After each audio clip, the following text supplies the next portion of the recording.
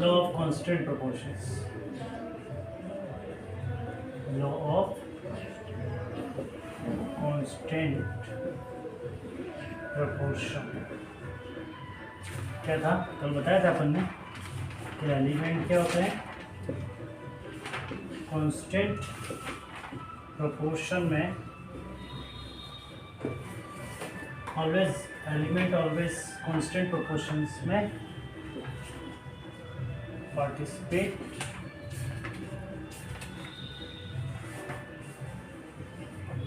इन chemical formula like H2O। इसका ratio क्या होगा 1:8 रहेगा। चाहे मैं यहाँ कितने लिख दूँ 6H2O लिख दूँ तो भी जो हाइड्रोजन और ऑक्सीजन का जो रेशो रहेगा वो क्या रहेगा 1:8 रहेगा। ये कल समझाया था मैंने। Yes sir. ठीक है।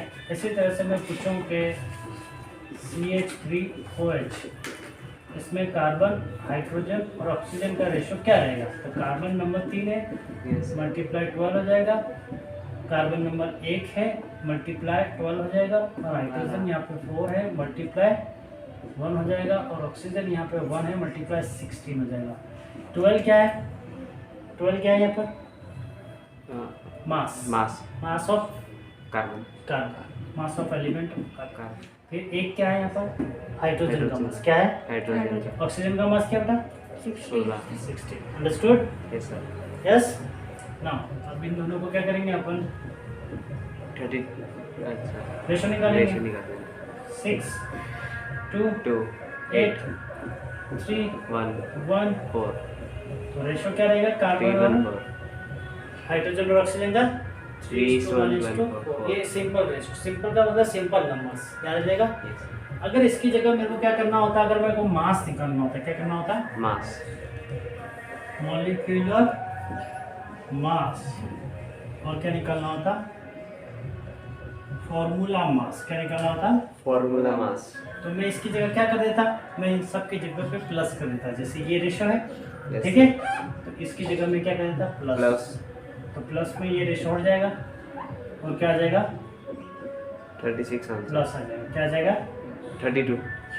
अब यहाँ तो हमको यहाँ से कुछ रेशो थोड़ी निकालना है हमको यहाँ करना है।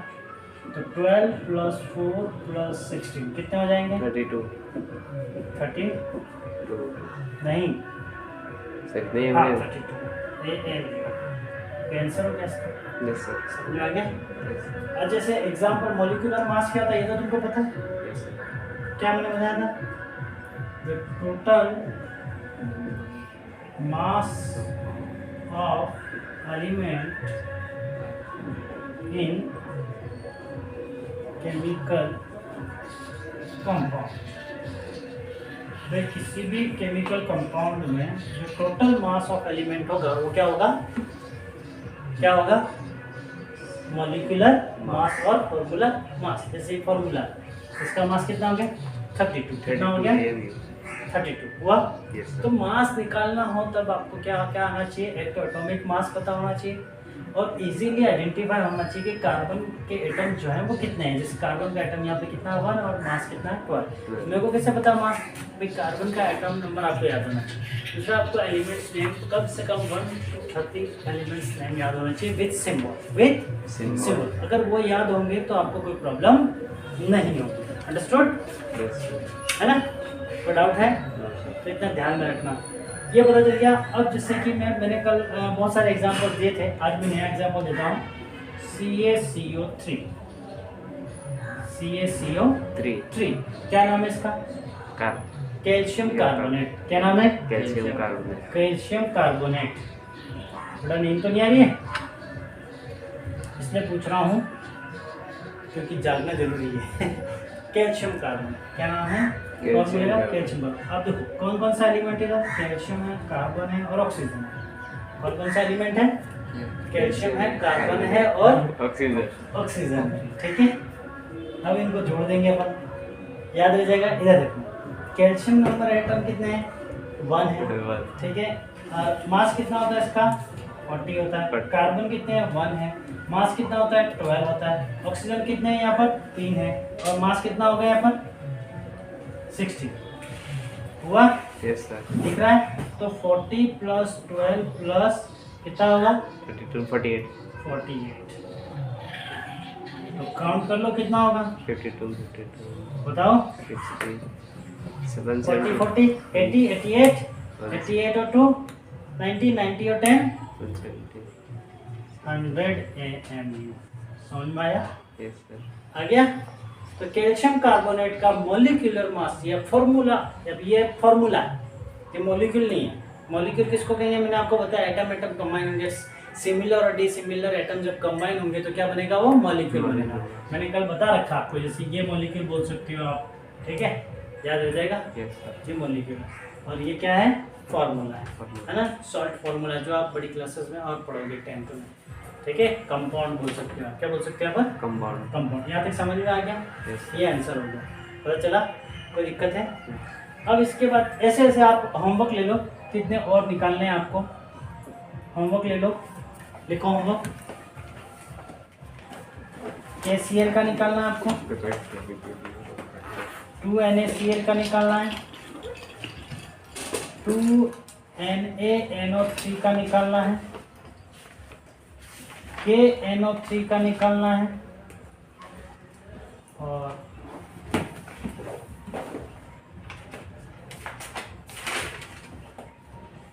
कैल्शियम सल्फेट का निकालना है। इसका आपको क्या निकालना है? मॉलिक्यूलर मास क्या निकालना है ना? Find the molecular mass of the following question लिख देना, और इसका मॉलिक्यूलर मास आपको निकालना। अगर मॉलिक्यूलर मास आपको निकालना आ जाएगा तो अगर आपने साइंस ली तो आपका साइंस में वैसे ही अच्छे मार्क्स आएंगे, अगर साइंस लो आपकी 11th में, ठीक है। मॉलिक्यूलर मास आना चाहिए आपको, नेक्स्ट क्लास में भी मॉलिक्यूलर मास आना ज़रूरी है, ठीक है, तभी हमको पता चलेगा। नाम तो पता है सबके आपको, अभी मैं और क्लियर कर दूंगा यहाँ पर। क्या? राइटिंग ऑफ केमिकल फार्मूला लिखेंगे आप। क्या लिखेंगे आप? राइटिंग केमिकल फार्मूला, ठीक है, राइटिंग केमिकल फार्मूला। देखो, राइटिंग केमिकल फार्मूला लिखने से पहले कुछ कंपाउंड, कुछ जो एटम और मॉलिक्यूल्स हैं उनके आयंस और वो तुमको पता होना चाहिए, ठीक है। एक टेबल होती है जो एनसीईआरटी बुक में दे रखी है, वो फायदेमंद है। क्या क्या पता होना चाहिए आपको? देखो, सबसे पहले आयन बता दूं मैं, क्या होता है आयन? क्या होता है कि पॉजिटिव आयन हो गया और एक क्या हो गया? नेगेटिव आयन हो गया। तो पॉजिटिव आयन कौन से होंगे? पॉजिटिव आयन वो होंगे जो इलेक्ट्रॉन डोनेट करेंगे। क्या करेंगे? इलेक्ट्रॉन डोनेट करेंगे। लाइक एग्जांपल, लाइक देखोगे आप, सोडियम कर रहा है एक इलेक्ट्रॉन डोनेट। आप देखोगे यहाँ पर क्या है, इसका इलेक्ट्रॉनिक कन्फिग्रेशन 281। एक इलेक्ट्रॉन डोनेट किया था, कितना हो गया? 28 हुआ, 28। समझ में आया? पहले कितने इलेक्ट्रॉन थे? 11 इलेक्ट्रॉन थे। अब कितने इलेक्ट्रॉन है यहाँ? 10 इलेक्ट्रॉन। समझ में आया? इलेक्ट्रॉन डोनेट किया मतलब लॉस किया, पता चला? कोई डाउट है?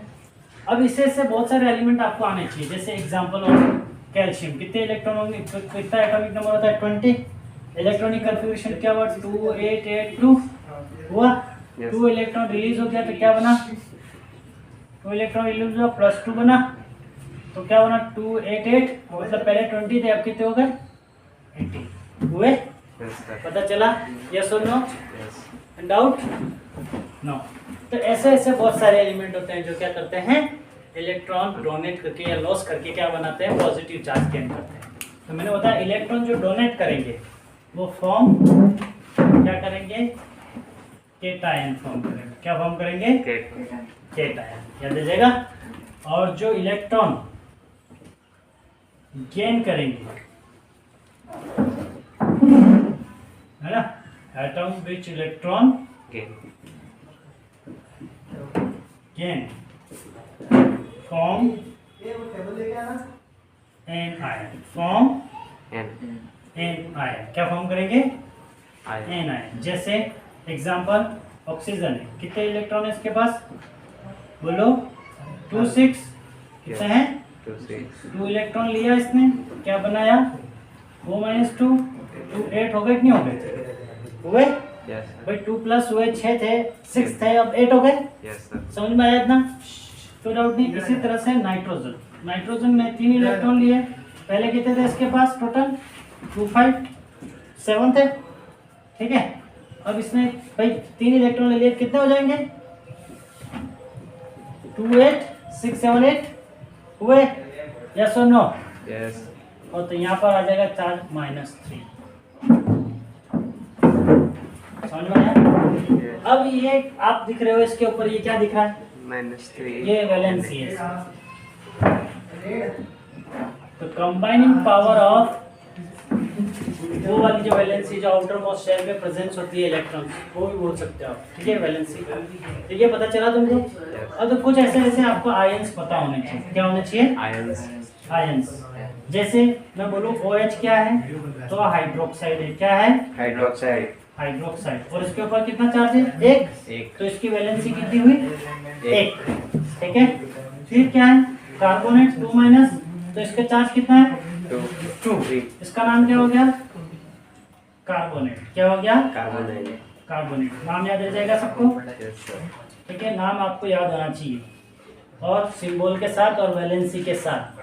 ठीक है, नहीं याद हो तो आपको टेबल देख लेना। P3- इसको क्या बोलेंगे? फॉस्फेट। क्या बोलेंगे? याद रह जाएगा। फिर SO4 2- क्या बोलेंगे? बोलो, सल्फेट। क्या बोलेंगे? SO3 2- को क्या बोलेंगे? सल्फाइड। क्या बोलेंगे? ठीक है। और देखोगे सल्फाइड के बाद और क्या हो जाएगा? S2- इसको क्या बोलेंगे? सल्फाइड। क्या बोलेंगे? समझ में आया ये? हाँ, कोई डाउट है? कोई दिक्कत है? अब देखो एक और मैं बता रहा हूँ, Zn2+, इसको बोलेंगे जिंक। क्या बोलेंगे? कुछ आयन तो तुमको पता चल जाएंगे इसीलिए, कोई दिक्कत नहीं। ठीक है, कोई डाउट है यहाँ तक? अब जैसे H+ में कितने आयन होते हैं? 1 हाइड्रोजन बोलेंगे, इसको क्या बोलेंगे? आयन। पता चल रहा है? एल्यूमिनियम Al पे कितने होंगे? 3+। कितने होंगे? ये भी लिख सकते हो आप, 3+। ठीक है, ये क्या है? एल्यूमिनियम। इस तरह से आपको पता होना चाहिए सिलिकॉन के बारे में। उसके +4। कार्बन के भी क्या होता है? +4 -4 दोनों शो कर सकता है। सिलिकॉन भी +4 -4 दोनों शो कर सकता है। ठीक है, ये कंपाउंड, ये कुछ नाम याद होने चाहिए ताकि आपको केमिकल फॉर्मूला इजीली याद हो जाए। अब देखो केमिकल फॉर्मूला कैसे लिखेंगे, यहाँ तक समझ में आ गया? कोई दिक्कत है? आयन कितने टाइप के होते हैं? Positive, negative. 2 टाइप के होते हैं, है ना? इसको बोल देते हैं अपन केटायन। क्या बोल देते हैं? और इसको क्या बोल देते हैं? एनायन। केटायन किसको कहते हैं? जो इलेक्ट्रॉन को क्या करेगा? लॉस करेगा, या फिर डोनेट करेगा। लॉस करेगा, ये ध्यान में रखना। समझ में आया? कितना उतार लिया था? ये आपके बुक में NCERT में मिल जाएगा, अभी समझ लो अच्छे से। समझ लोगे तो कोई दिक्कत नहीं है, फिर देखते ही तुमको याद हो जाएगा। ठीक है, देखो ये केटायन एनायन। ठीक है, अब मैं पूछूं कि कैल्शियम कार्बोनेट का फॉर्मूला बनाओ। किसका? कैल्शियम कार्बोनेट का फॉर्मूला बनाओ। तो सबसे पहले क्या लिखोगे? सिंबल। क्या लिखोगे? इसका सिंबल कैल्शियम, इसका कार्बोनेट, इसका +2 वैलेंसी, इसका -2 वैलेंसी। ये इधर, तो क्या बना? CO। जब सेम वैलेंसी आ जाए, क्या आ जाए? सेम वैलेंसी, तो वो क्या हो जाएगी? न्यूट्रल हो जाएगी। क्या हो जाएगी? सेम वैलेंसी क्या होगी? न्यूट्रल हो जाएगी। क्या हो जाएगी? न्यूट्रल। ऐसे याद रखना, समझे? यस और no?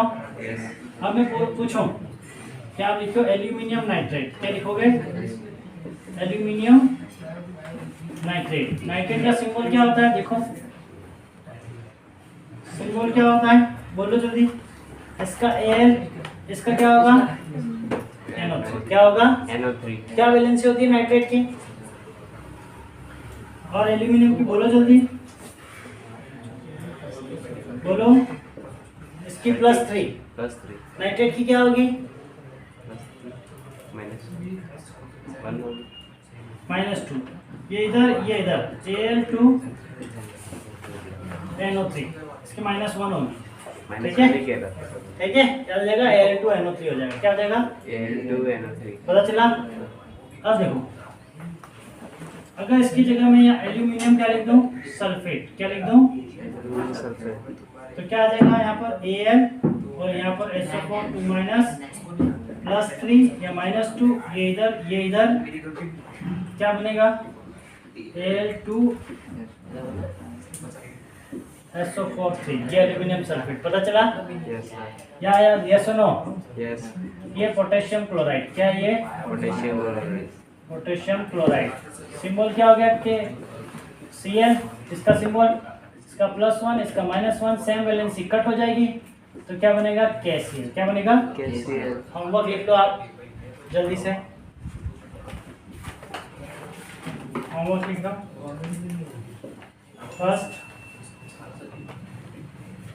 Aluminium chloride, second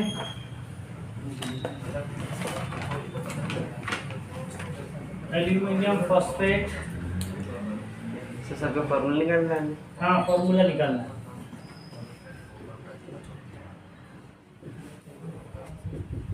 calcium oxide,